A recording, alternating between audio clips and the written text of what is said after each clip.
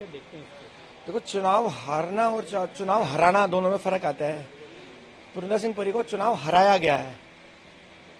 Party ने ही एक बागी उम्मीदवार खड़ा करके और पूरे षड्यंत्र के तौर पे चुनाव हराने की कोशिश भी करी और वो उनकी मंशा पूरी भी है। उन्होंने चुनाव हराया गया है।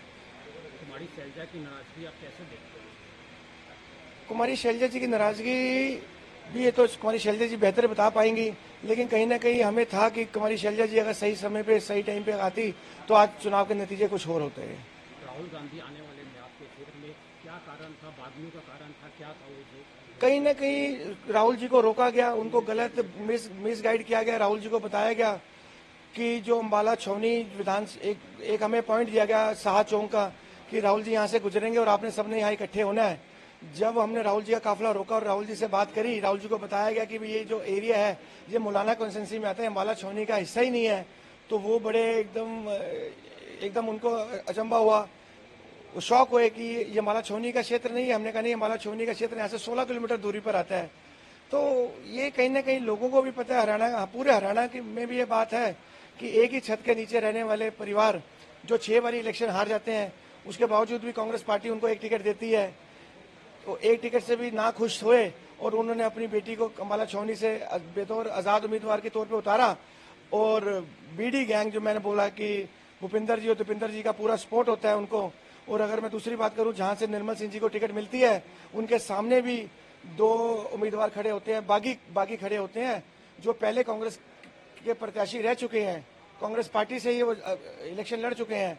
उनको बिठाने के लिए स्वयं दीपिंदर हुड्डा जी पहुंचते हैं, बड़े बड़े नेता पहुंचते हैं, प्रताप सिंह बाजवा जी पहुंचते हैं, और दिल्ली से भी हाईकमांड ने भी भेजे, वो पहुंचते हैं। अम्बाला सिटी तो उनको बिठाया दिया जाता है और उनको ये भी बोला जाता है कि आपको चेयरमैन बनाएंगे, आप बैठ जाइए इनके हक में। और उनके बिल्कुल ही साथ लगता अम्बाला छावनी है, वहां पर वो उनको दीपिंदर हुड्डा जी, चित्रा सवारा जी को खड़ा करते हैं, उनको सपोर्ट करता है और उनके लिए टेलीफोन किया जाता है। कांग्रेस के कार्यकर्ताओं को धमकाया जाता है कि आपने पुरिंदर सिंह परी का साथ नहीं देना, आपने आजाद उम्मीदवार का साथ देना है कि इलेक्शन जीतने के बाद मैं तो बनूंगा मुख्यमंत्री, ये बनेंगे मंत्री और चित्रा जी दोबारा पार्टी में आ जाएंगी। इतना बड़ा षड्यंत्र रचा गया हरियाणा कांग्रेस के द्वारा।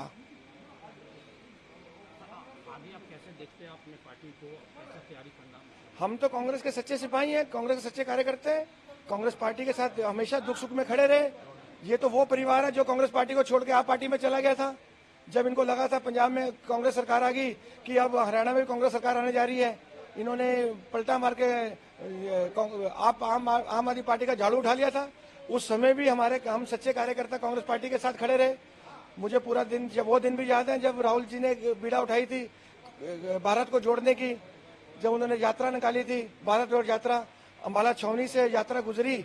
हम सब लोगों ने 4 दिन हम अम्बाला स्टेशन के ऊपर रात दिन हमने सोई नहीं, हमने उस यात्रा को कामयाब किया और हजारों की संख्या में हमने इकट्ठे लोग करे, कांग्रेस कार्यकर्ताओं को इकट्ठा किया और यात्रा को कामयाब किया। हम तो कांग्रेस पार्टी के सच्चे सिपाही हैं, सच्चे कार्यकर्ता हैं हमेशा, और कांग्रेस पार्टी के हमेशा खड़े थे, हैं और आगे भी खड़े रहेंगे।